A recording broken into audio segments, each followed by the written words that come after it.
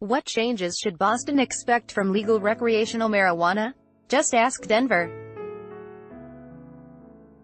You should expect that there will be challenges. There's less than a month to go until recreational marijuana sales become legal in Massachusetts. More than 18 months since the state voted to legalize weed, residents and officials are approaching the long-awaited July 1st date that licensed shops can begin opening with varying levels of apprehension, excitement, and uncertainty. Fortunately, it isn't completely uncharted territory. Ad choice advertising in red invented by Teeds Denver Mayor Michael Hancock initially opposed Colorado's 2012 voter referendum to legalize recreational marijuana. But after the measure passed, he came to grips with the fact that he'd have to lead his city through the transition. Now, he's leading a group of mayors who are asking the federal government to loosen its restrictive approach to the drug, too. Advertisement. Those of us who did not support the proposition at the ballot were like, the sky is going to fall. We're going to have kids using marijuana. We're going to have crime all over our cities, Hancock said. In reality, those fears were mostly overblown. But there were certain challenges the city and state had to face, from pesticides to edibles. These are very complex, very difficult issues, said the 49-year-old Democratic mayor. Hancock was in Boston this week for the U.S.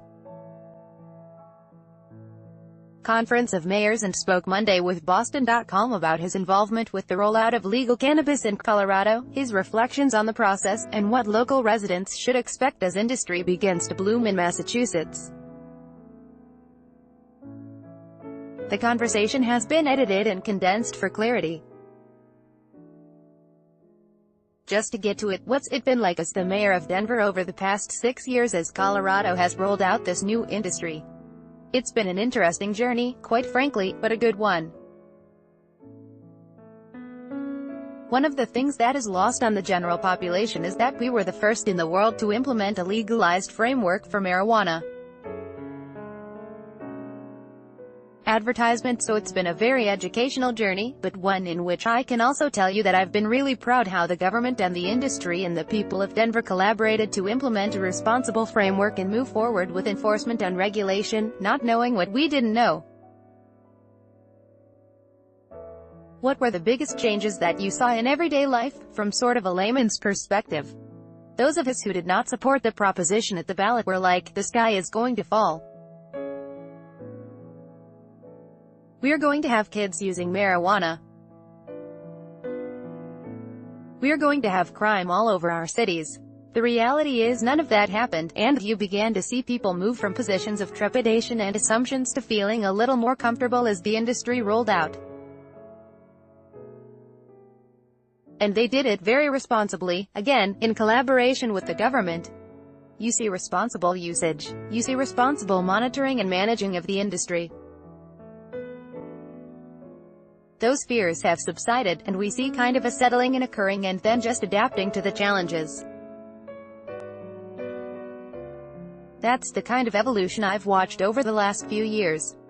In Massachusetts, one of the big concerns has been impaired driving and underage access. I was curious how Denver and Colorado have approached those things. You do see law enforcement agencies equipping themselves with the right tools to test for THC as they pull drivers over. Have we seen some of that? Yeah, we've seen some of the driving under the influence. Unfortunately, people make bad decisions, and we've had to make sure that our officers have the ability to test it, because we didn't early on. Advertisement. Have we seen young people continue to use marijuana? Yeah, but not on the scale we thought we would, in terms of the legalization and the accessibility of it. It hasn't been at an alarming pace. In fact, it's remained flat and declined in some areas. I know you originally opposed legalization when it was on the ballot, but how has your thinking on the subject changed since the entire industry has been implemented? Once it passed, my whole responsibility was to make sure we implement it responsibly. I laid out the ground rules for my administration and worked with the city council to, I think, put together a pretty responsible regulatory framework and make sure agencies had the tools necessary to enforce the law. And, I gotta tell you, I'm proud of how the industry came to the table with a willingness to collaborate and make sure we were able to accomplish the mission at hand. They did not want to see it go bad anymore. It's been a collaborative process, and so yes, I'm involved and I got a lot of respect for the industry. It's no longer just this idea that we're trying out. This is an industry in our city, in our state. Based on what Denver saw, what would you say that Boston should expect, as we are still in the midst of rolling out the industry? You should expect that there will be challenges, but the key is collaboration.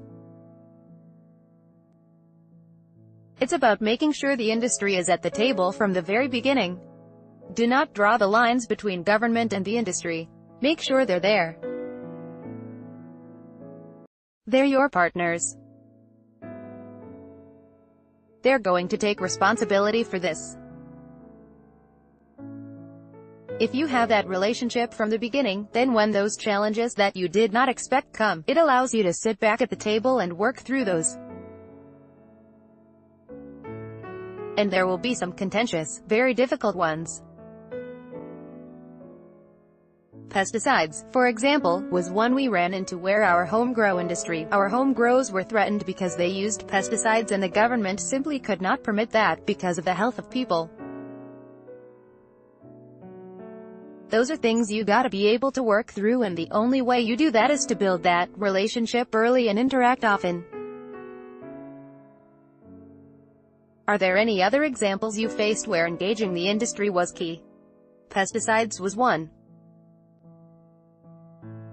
The other one was the infused products and how we were able to work together to measure the amount of THC in these products. That's not something that came top of mind at the very beginning. But we have to know that because people are buying candy, they're buying cookies, they're buying whatever, we gotta be able to monitor the levels of THC in each of these products so that people are safe and they aren't freaking out when they eat an entire cookie. These are very complex, very difficult issues. The fact that we had a relationship helped us get through them, because, again, you're not gonna always agree and you gotta be able to work through those challenges and trust one another to get through them. I know you recently proposed a 2% tax increase on marijuana sales to help pay for affordable housing in the city. Could you explain how Denver has used the revenue from the retail tax on marijuana in the past, as well as what this proposal would do? Sure. As the marijuana revenue was coming in, it basically became part of our general fund.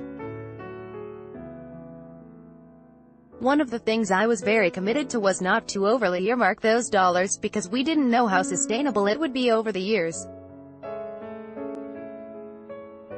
Now that we're 4-5 years in, we're starting to see some patterns with regards to the revenue.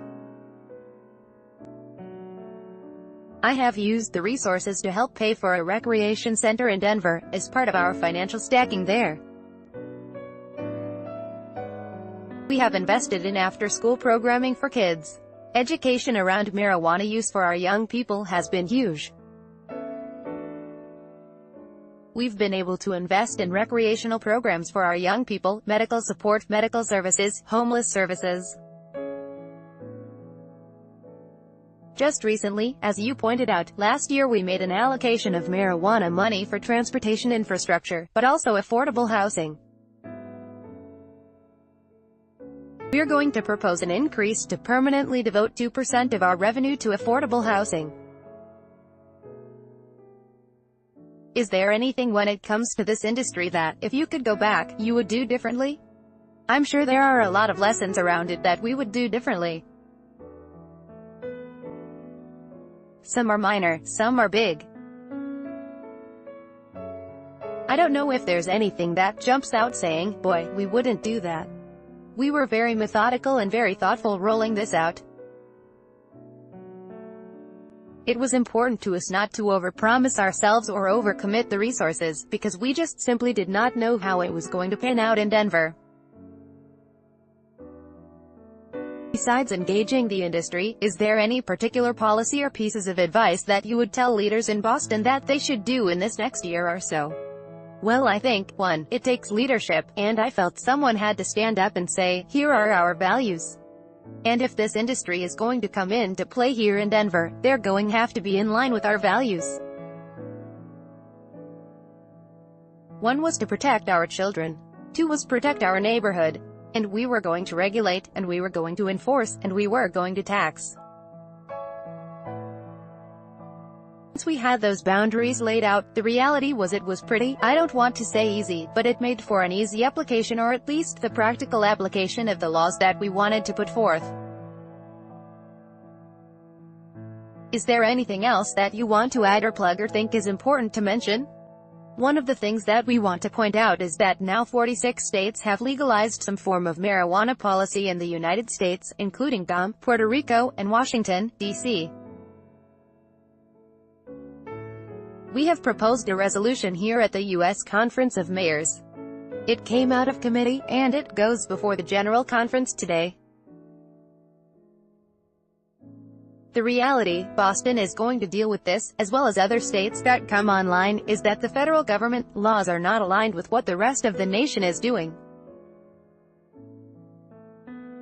We simply need to fix the fact that marijuana is listed as a Schedule I drug on the federal level to allow for the industry to bank, which is a huge deal. The resolution is about creating this coalition of mayors that will work at the federal level to begin to change some of those policies.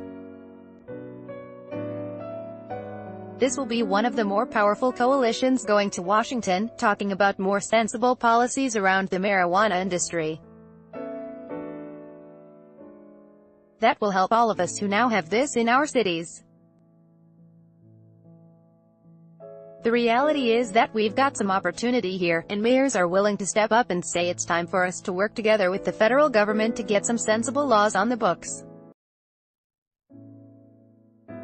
By Taboola sponsored links, promoted links. You may like Vikings, free online game. Play this for 1 minute and see why everyone is addicted. Vikings, free online game. Under Babel, you will start speaking a new language in 3 weeks thanks to